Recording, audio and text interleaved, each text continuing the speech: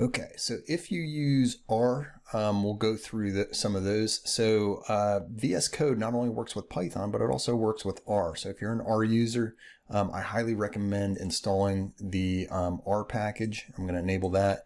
The R LSP client, enable that. And there's RMarkdown all-in-one, which is similar to the Markdown all-in-one, enable that.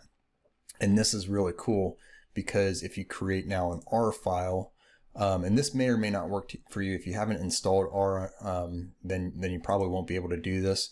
But if I create a new file, do a new file down here at the bottom called test.r, it gives me an R file here. And if I do say library tidyverse, and then if I do control enter, I believe, yes, it puts it down here.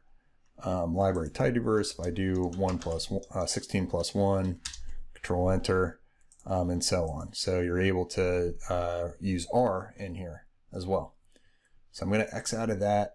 Again, this is an optional package for R users to be able to help them use VS Code and Python all in the same integrated development environment.